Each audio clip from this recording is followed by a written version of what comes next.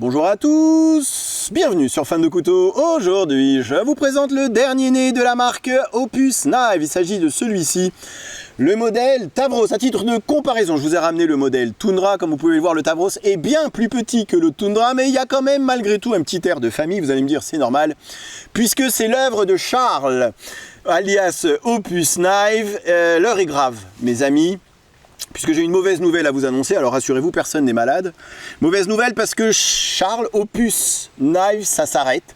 Il arrête Opus avec ce modèle, donc son dernier modèle en date.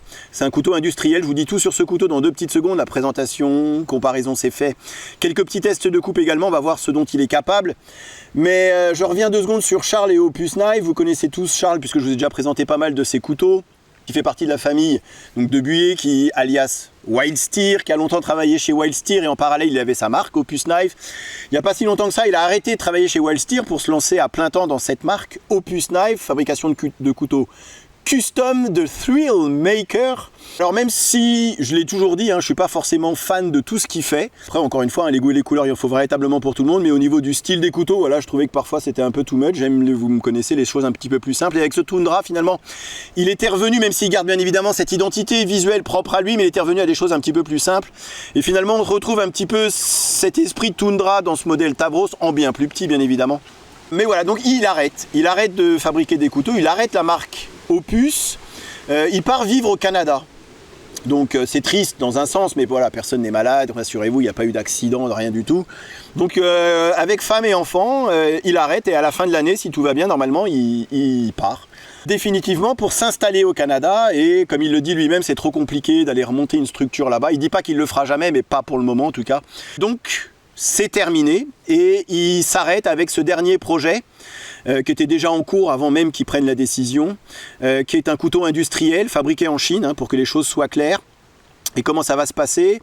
C'est que pour acheter ce couteau, ça se passe, alors c'est le même système que sur Kickstarter, ça s'appelle Ulule, qui est un site de financement participatif. Donc là, aujourd'hui, à l'heure où je fais la vidéo, le couteau n'est pas encore en production. Il attend d'avoir 150 commandes sur le site Ulule. Je vous laisse le lien dans la barre de description. Vous avez même une petite vidéo qui a été faite par Charles, qui vous explique dans un premier temps ce que c'est que ce couteau, les dimensions, ce pourquoi il est fait. Et dans un deuxième temps, dans la deuxième vidéo, il vous dit au revoir. Il dit au revoir, il dit pourquoi il arrête. Il résume bref ce que je dis, voilà, qu'il part vivre au Canada et que Opus, ça s'arrête. Alors moi je suis triste parce qu'on perd un coutelier, parce que j'aimais bien Charles, voilà, c'est quelqu'un avec qui je m'entends bien, même si encore une fois, je le répète, mais voilà, on peut pas être fan de tout. Mais voilà, quelqu'un qui était très sympa, qui a toujours honoré ses commandes, qui faisait, et je le sais puisque j'ai eu pas mal de retours, de vos retours, qui, voilà, dans des délais finalement assez courts, des bons couteaux, voilà, ce pourquoi ils sont faits. Donc c'est triste, voilà, on perd quelqu'un, mais je lui souhaite en tout cas une longue vie et réussite en tout cas au Québec, au Canada. Donc je reviens sur ce couteau, voilà, pour l'acheter. Comme il n'est pas encore en production, ça coûte 99 €. Vous faites une précommande sur le site Ulule. Quand il a atteint les 150 commandes, il part en production, le couteau, et vous le recevrez, le temps que ça soit produit, qu'il le reçoive et qu'il dispatche. C'est prévu pour début décembre, vous l'aurez pour Noël, ça c'est garanti. S'il n'y a pas les 150 couteaux de vendus, de vente atteinte, vous serez remboursé. Donc voilà, il n'y a aucun risque. Ça vous permet d'avoir le dernier couteau Opus, finalement.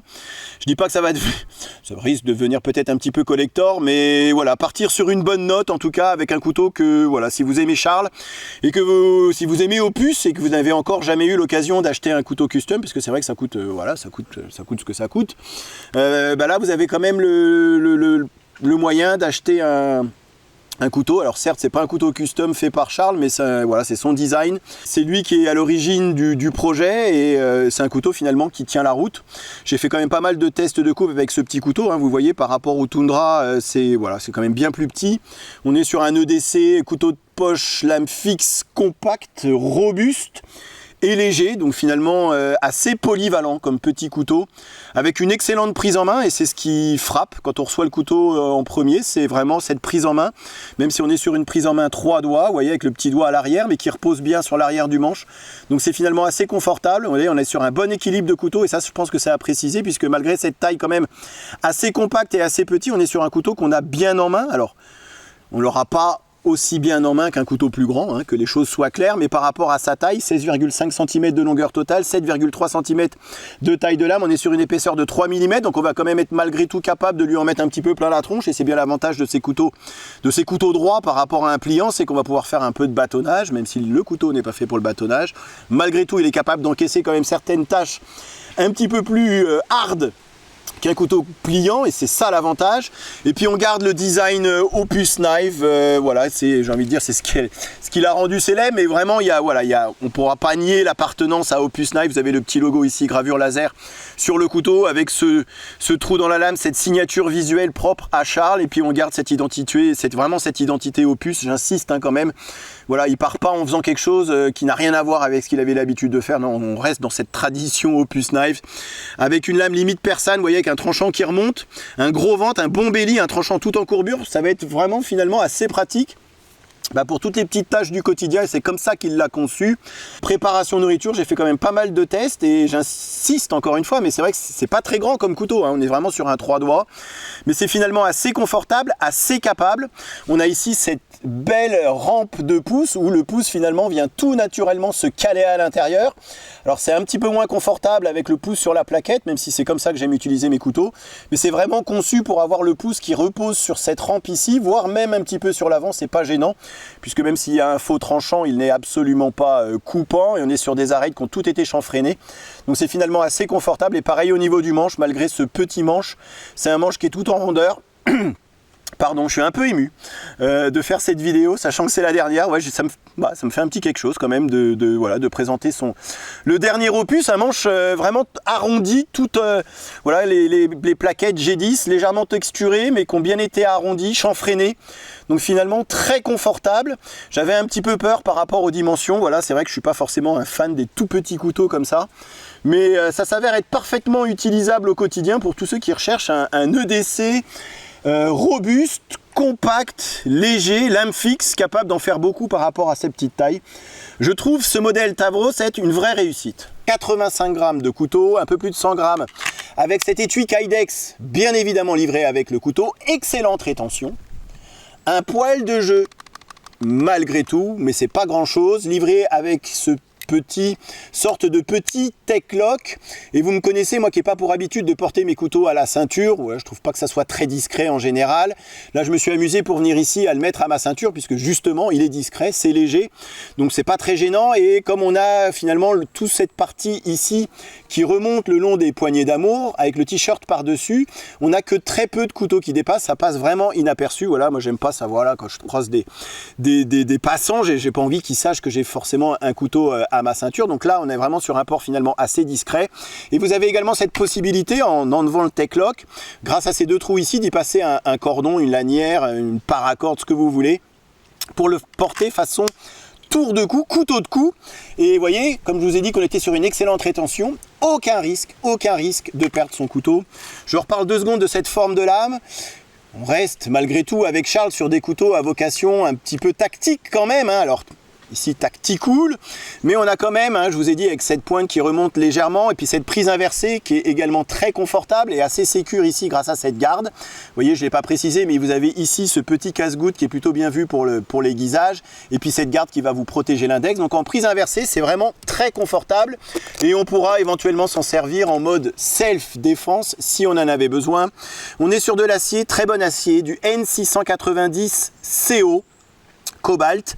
On reste fidèle finalement à ce que Charles aime travailler sur ses customs, puisqu'il travaille beaucoup cet acier sur ses couteaux custom, et c'est ce qu'il a souhaité sur ce couteau Indus, c'est garder cet excellent acier pour ce type de couteau outdoor, acier inox, acier robuste qui va pas te chipper, assez capable d'en encaisser quand même, d'en encaisser beaucoup. Et on n'est certes pas sur des aciers de l'espace comme je peux le dire régulièrement, mais ça permet également de contenir les prix, puisqu'ici je vous l'ai dit, on est sur un couteau qui est sous la barre des 100 €, et je trouve que c'est, voilà, par rapport à la qualité du couteau, à la qualité de l'acier, à la qualité de l'étui, et puis aux différents ports que ça nous offre, je trouve finalement qu'on n'est pas sur un prix totalement déconnant, hein, avec du N690. Franchement, on est quand même, c'est bien mieux que du D2. Le tranchant, on n'est pas sur un tranchant très fin non plus. Je vous ai dit, 3 mm d'épaisseur, une pseudo immouture sabre. Donc on est sur un tranchant finalement un petit peu épais. J'ai trouvé 3-4 figues en venant ici pour vous montrer, voilà, ça écarte pas mal la matière, mais je trouve qu'on est finalement sur un bon compromis entre robustesse du tranchant, tenue du tranchant. Voilà, c'est un tranchant. Voilà, si vous recherchez un vrai trancheur, bah, c'est pas forcément ce couteau-là qu'il faudra regarder. Maintenant, si vous voulez un tranchant polyvalent, capable d'encaisser 2-3 chocs, d'encaisser 2-3 bâtonnages et en même temps de vous préparer un petit peu de nourriture au coin du feu ou à la maison ou au coin d'un barbecue, je trouve finalement ce couteau, par rapport à sa petite taille, assez capable et finalement capable d'en produire et d'en faire beaucoup. Pour conclure sur ce petit Tavros, ce qui m'a surpris en premier, c'est cette prise en main et cet équilibre. Je ne m'attendais pas à ça, j'ai véritablement été surpris par le confort du manche, malgré qu'on soit, vous l'aurez compris, sur un petit couteau. Mais voyez l'équilibre, on a la main qui tombe tout naturellement sur ce manche, tout est parfaitement arrondi, tout est parfaitement contourné. C'est vraiment pas mal fait et en plus vous avez ici, vous voyez, cette rampe qui le pouce va tout naturellement se mettre dedans. Ce qui nous offre finalement, par rapport encore une fois à la taille du couteau, une excellente prise en main. Et puis on garde cette forme de lame fidèle à Opus, fidèle à Charles. Limite personne avec la pointe qui remonte, mais on a un tranchant, si on regarde que le tranchant, un tranchant qui est tout en courbure. Donc un tranchant très polyvalent pour toutes les petites tâches du quotidien. On est vraiment sur l'EDC, lame fixe, la définition d'un couteau de poche avec une lame fixe, donc forcément un petit peu plus capable qu'un pliant, un petit peu plus de torsion latérale, un petit peu plus solide forcément qu'un pliant. Vous allez pouvoir, comme je vous ai montré, légèrement lui taper dessus sans que ça bronche, avec un acier, franchement tout ce qu'il y a de plus correct, acier inox, donc génial pour la préparation de nourriture, tout est parfaitement arrondi. C'est vraiment un petit couteau très agréable et en plus avec un super étui. Alors certains diront c'est dommage que ce couteau soit fabriqué en Chine. Alors oui, c'est dommage, mais voilà, de la bouche de Charles, c'est ce qu'il m'a dit. Ça aurait été très compliqué de faire fabriquer ça en France en temps et en heure. Avec cette qualité-là, j'en sais rien, mais ce qu'il a pu remarquer, c'est la réactivité, voilà, des Chinois, puisque bien évidemment, il y a eu quelques prototypes avant cette version finale, et la version finale que vous aurez si vous commandez sur le site Ulule. Hein, encore une fois, le lien est dans la barre de description. J'ai dit qu'il y avait 2 vidéos. En fait, il y a une vidéo de Charles, et dans la première partie de la vidéo, il vous présente le couteau, et dans une deuxième partie de la même vidéo, il vous explique son projet de partir vivre au Canada. Donc comme il l'a dit hein, lui-même, effectivement les Chinois, bah, voilà, leur force c'est qu'ils sont réactifs. Ça leur prend pas trop de temps de corriger, de renvoyer des prototypes. Et puis quand on voit la qualité du couteau, enfin vous connaissez la qualité des couteaux chinois, bah, voilà, c'est pour ça qu'il a été là-bas. Et ça permet également de proposer ce couteau sous la barre des 100 €. Donc si vous souhaitez voilà, posséder le dernier couteau Opus, certes c'est pas un custom, mais je crois qu'il lui reste quand même 2-3 customs sur son site. Donc allez voir, prenez contact avec lui, il y a un numéro de portable également. Il est disponible Charles, et donc je pense qu'il serait ravi avant d'arrêter tout de vous faire voilà, de vous faire un couteau avec ce qui lui reste bien évidemment, mais vous avez encore la possibilité sur le site Ulule de commander ce couteau que vous recevrez avant Noël. Et je trouve que c'est pas mal, voilà, comme cadeau de Noël de se faire ce petit plaisir là. Écoute Charles, je m'adresse à toi. Je laisse une trace, voilà, ça sera la trace sur YouTube et sous cette vidéo. Je te souhaite, comme j'ai dit, beaucoup de succès là-bas. Comme tu m'as dit, hein, et comme tu l'as dit, tu n'as pas définitivement tiré un trait sur Opus, donc peut-être qu'un jour, sait-on jamais, tu reprendras Opus et la fabrication de couteaux custom. En attendant, je te souhaite à toi, à ta famille, ta femme et tes enfants de réussir là-bas et de poursuivre ton rêve. Voilà, vous, je vous remercie d'avoir regardé cette vidéo. Et je vous dis à très bientôt sur Fan de Couteaux, puisque moi, je continue. Salut! Présentation, comparaison avec d'autres modèles et test de coupe en fin de vidéo, comme d'habitude. Ok, allez, voyons voir ce que ça donne. Rasoir. Encore une fois, les goûts et les couleurs. C'est simple et efficace. Je suis faible, j'achète.